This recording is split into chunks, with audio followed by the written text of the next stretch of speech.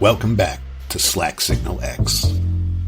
Today, Riot Grrrl was a loaded gun, and I watched her pull the trigger.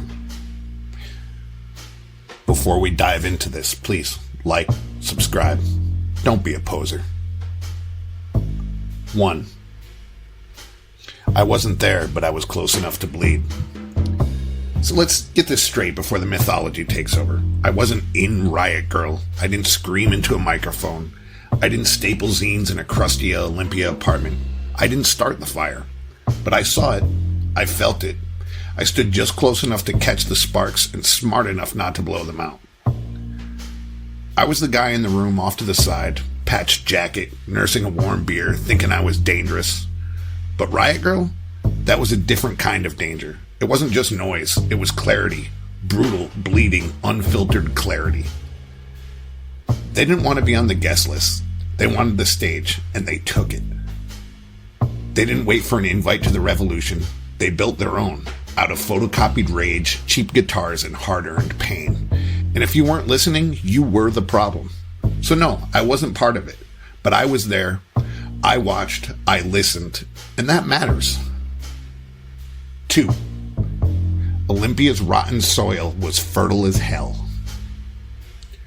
Olympia, Washington, 1991. A town that felt like the world forgot it. It wasn't punk's holy city, no graffiti murals or historic venues, just moss, mildew, and an overwhelming sense of boredom.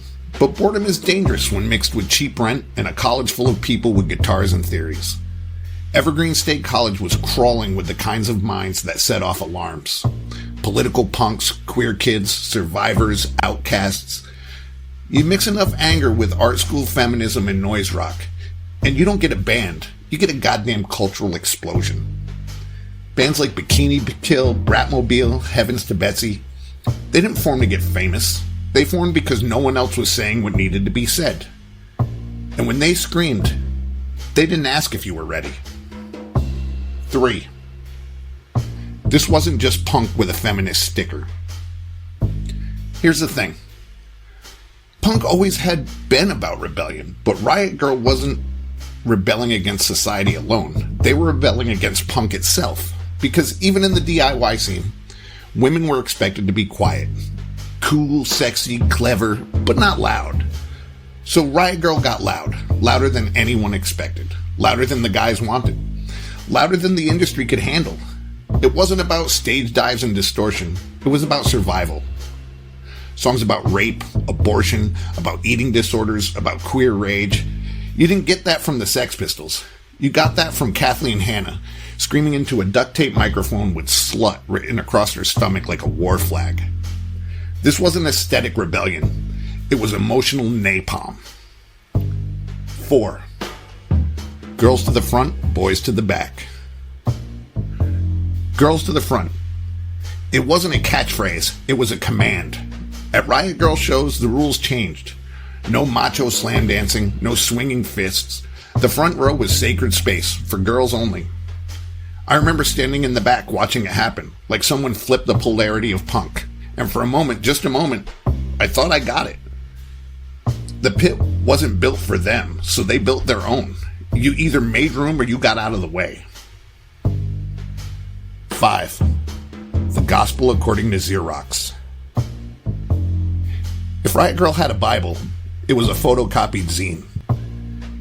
Zines were their communication lines, their soapbox, their therapy, their manifesto. They didn't care about app style or grammar. They cared about truth. Zines like Girl Germs, Snarla, Jigsaw, Riot Grrrl Press. They passed them around like contraband. Left in punk club bathrooms, slid into record sleeves, mailed across state lines. Inside, rants about body image, abortion, queerness, survival. Lists of things that make me feel powerful, survival testimonies typed through tears, political theory written in lipstick. They weren't just writing for attention. They were writing to stay alive. And this gave other girls permission to do the same. 6. The system couldn't swallow them. Then came the press. Rolling Stone, MTV, Newsweek. They smelled blood, or rather, buzz. But Riot Grrrl wasn't built for headlines. It didn't fit in a 90-second segment between grunge and gangster rap. So the media did what the media does. They flattened it, marketed it, made it cute. Angry girls with guitars, they said. As if this was a tantrum, not a cultural reckoning. And when that didn't work, they ignored it. So Riot Grrrl stopped talking to them. Total media blackout.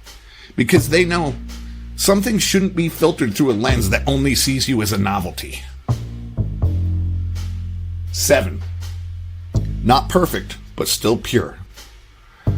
So let's not pretend Riot Grrrl was flawless. When it started, it was mostly white, mostly cis. It stumbled hard on issues of race and class. Black feminists and queer punks called it out, and they were right to. It wasn't intersectional enough. It didn't always make room, but it started something. And that something cracked the door wide open for others to walk through and burn down even more. Zines like Brown Girls emerged, queercore scenes flourished, and the conversations got messier, but more real. No revolution is clean, but this one made noise that could not be ignored. 8. The flame that spread. By the late 90s, Riot Grrrl had gone underground again, but its fingerprints were everywhere. Bands like Sleater Kinney, Le Tigre, they picked up the torch. Feminist art collectives popped up across the country. DIY spaces became sanctuaries for survivors, queers, weirdos, and you could hear echoes in newer scenes like witch punk, queercore, bedroom pop. It lived in every trans girl screaming into a mic, in every black femme running a zine distro out of her dorm, in every punk who refused to be polite about pain. Riot Grrrl didn't die. It mutated, and it kept moving. 9. From zines to algorithms. So now we've got TikToks instead of zines, Instagram slides instead of photocopied essays, digital calls to action instead of manifestos typed in someone's basement. It's different, yeah, but the spirit, it's still alive. It's in teenage girls posting poems about trauma, in trans kids forming bands in red states, in activists organizing mutual aid without waiting for approval. Today's Riot Grrrl isn't retro. It's evolved. It's smarter, more inclusive, more raw. The Xerox is gone, but the fire still burns. 10. I was just a witness, and that was enough. So no, I wasn't part of Riot Grrrl. I didn't build it, I didn't lead it, but I saw it, and that counts.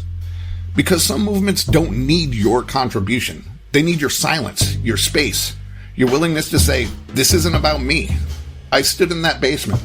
I watched a girl take the stage and say things I never thought I'd hear. And I shut up. I listened. And that was the best thing I could have done. Riot Grrrl was a loaded gun. And yeah, she pulled the trigger. And I'm glad she did. Thanks again. You've been listening to Slack Signal X.